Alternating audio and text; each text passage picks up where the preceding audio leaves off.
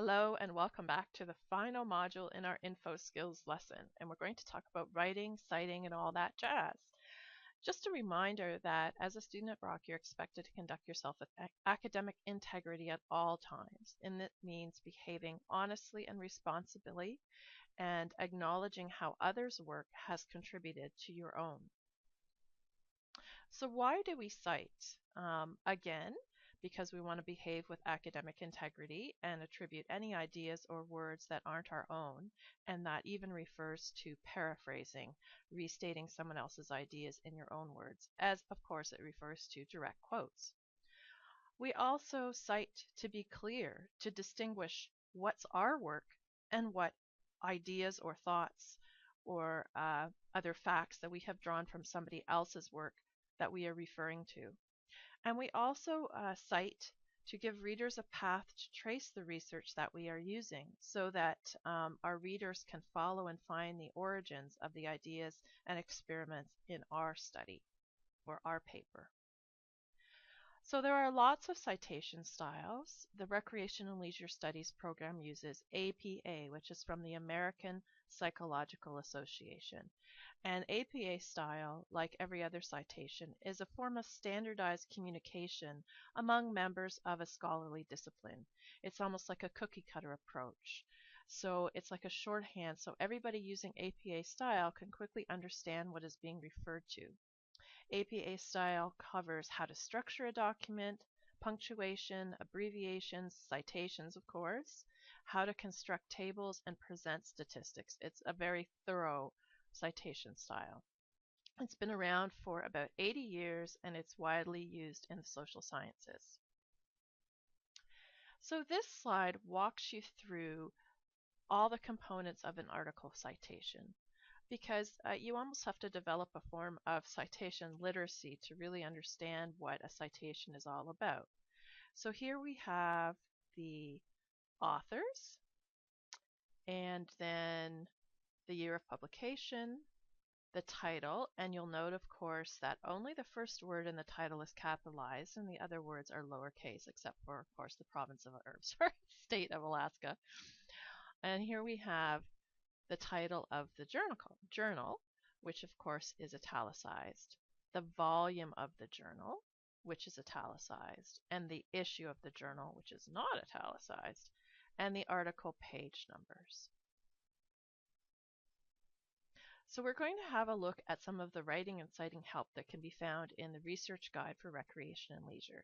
You'll find some great resources there to assist you with annotated bibliographies, complying with APA style requirements, and some tools that can make it a lot easier to generate citations and bibliographies. So here we are back in the Recreation and Leisure Studies Research Guide, and we're in the Writing and Citing tab. So you can see there's sections on APA style, plagiarism, citation tools, which we're going to look at in a little bit more depth, literature reviews and annotated bibliographies. We have a really good short video on annotated bibliography, and as well some web-based sources, some information on how to critically evaluate a source, and some tips on writing. While we are in here, I would like to take a quick peek at a couple of sources that are probably going to answer about 99% of your questions about APA style. The first one is the Purdue Online Writing Lab APA Style Guide, also known as the OWL at Purdue. And if you ever can't remember its web address, just Google OWL Purdue. So here we go. As you can see, it's quite extensive. There's sections on the basics of in-text citations, basic rules for referencing, a reference list pertaining to all different kinds of sources. We'll look through the electronic sources list. So you can see it walks you through how to format an article from an online periodical, from an online scholarly journal, with or without a DOI, an article from a database, an abstract, a newspaper article, and so on. It's a really, really handy resource. And it's free. As well, I know people often find this handy. So it's a handout from Dalhousie University Libraries, and it's a sheet that models really what citations should look like in a paper. So it gives you an example. I'm going to make this a little bigger. So just of parenthetical or in-text citations, what they should look like, as well as what a list of references should look like. And here we have some great examples: journal articles, newspaper articles, internet materials, etc. So we're going to have a look at these citation tools in a minute. I just want to point out where they are in the research guide, so we'll come back to those. So this slide just kind of compares the 3 different tools that I've got listed in my guide. BibMe is web-based, it's very easy to use, it has a limited range of features. RefWorks is web-based, it's a bit more complicated, it has sophisticated features for writing and citing, sharing folders, etc. And Zotero, also web-based, but depending on what browser you use, you may have to install a desktop version of it as well. They work in tandem. Has sophisticated features for writing and citing and sharing folders. And sort of extra on top of what RefWorks offers, you can also store PDFs in Zotero and annotate and have research groups as well. It's a pretty neat tool, but it's very complicated. We're going to start off with BibMe, free online tool for saving and organizing citations and generating bibliographies. It's ad supported, so you're going to see some ads on there. And I'm going to caution you with any of these tools for generating your citations and bibliographies, always proofread everything because the software isn't perfect. So let's have a quick look at BibMe. So as you can see, I mentioned that it is ad supported, so you just have to kind of ignore those. It is organized according to what kind of format you're citing: book, magazine, newspaper, journal, etc. You can select which citation style you're going to use. So I've already pre-selected APA for us. And so what you could do is you can paste in a citation, and I've already copied one. And oops, I should be in the journal tab. Sorry. There we go. There we go. We're going to find the article information. It takes a couple minutes to search. And you'll find it's not going to come up with every single article that you're looking for, so sometimes you do have to build your citations manually in here. But this one is in its database, so yes, that is the one I'm looking for. I'm going to select it. Okay, so then it comes up with the article information. It wasn't in print. I actually got it through Google Scholar, so I'm going to select online. Journal name, yes. Title, year published, volume, issue, page number, date accessed. So I'm going to select today. It's got the DOI, which means Digital Object Identifier. It's meant to be a permalink to the actual article as it lives on the web. So website title, I'm going to type in Google Scholar. It's got the authors all listed. Okay, so then I'm going to select Add to my bibliography, and I scroll up, and there it is. Again, always proofread to make sure this does comply with APA style.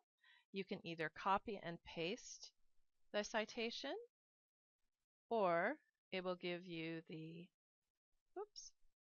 in-text citation there, and you could use that one as well. Although I believe this should say Buller et al. And not just the one name. So again, always check. But you can see these tools can really save you a lot of time. And if you do create an account in BibMe, you can access and store citations as well as downloading your list of references to Word. Hi, so now we're going to have a whirlwind tour through RefWorks. I've already logged in. You can access RefWorks through the Writing and Citing tab on the Recreation and Leisure Research Guide. So this is the interface.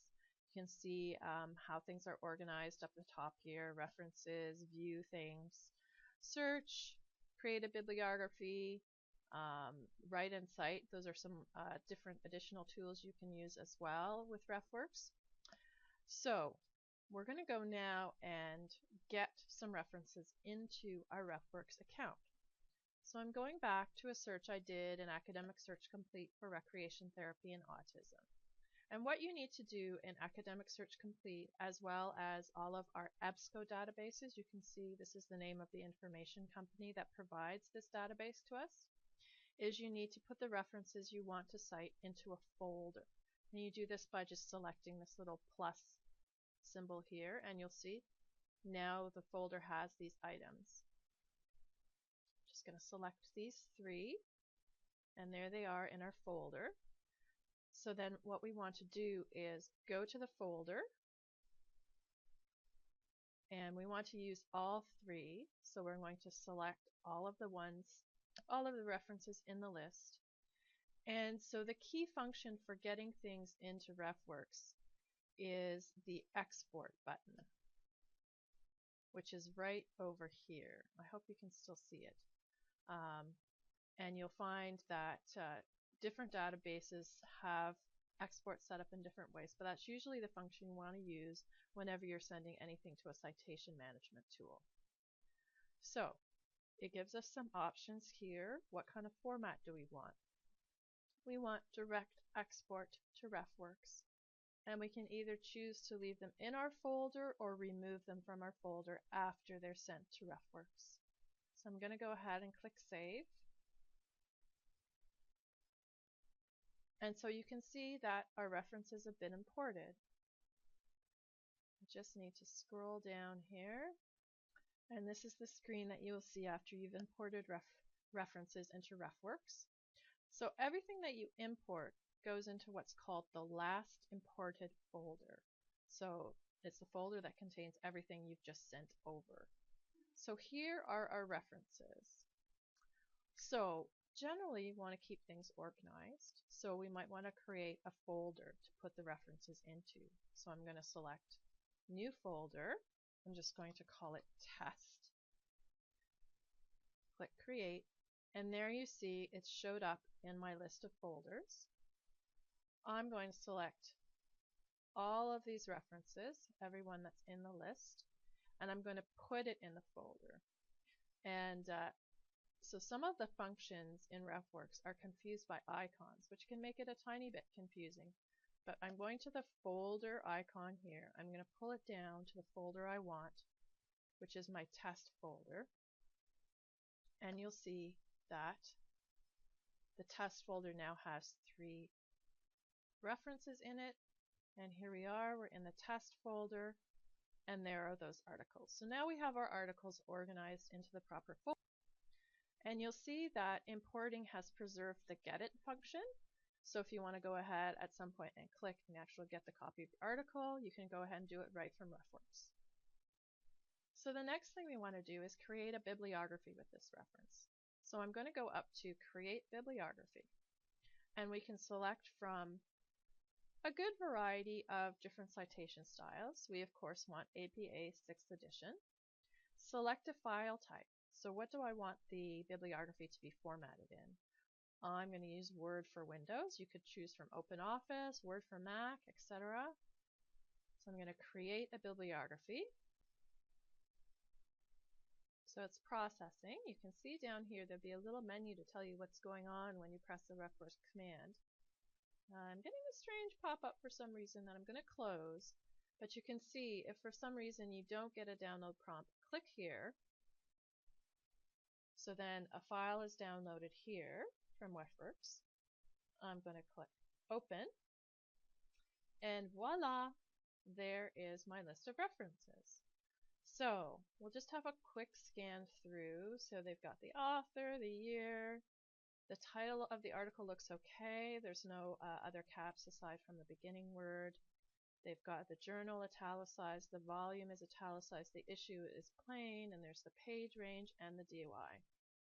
So that looks okay. I'm not going to go through and look at all of them, but always do give a proofread, because occasionally you'll get some errors and you don't want to lose marks because of it.